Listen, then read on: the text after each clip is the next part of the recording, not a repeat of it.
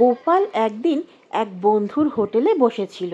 বসে বসে সে বন্ধুর সঙ্গে এ কথা সে কথা বিভিন্ন গল্প করছিল।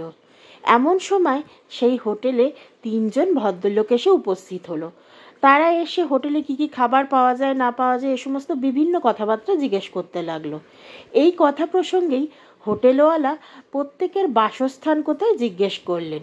তখন প্রথম ভদ্রলোক বললেন এড়েদা, দ্বিতীয় বললেন আগরপাড়া, তৃতীয়জন বললেন খড়দা। হোটেলওয়ালা শুনেই অবাক। এমন বিদঘুটে নাম তিনি এর আগে কখনো শোনেননি। সবগুলোই পরিচিত, তবে 3জনেরই যে নামগুলো এরকম হবে সেটা তিনি ভাবেননি।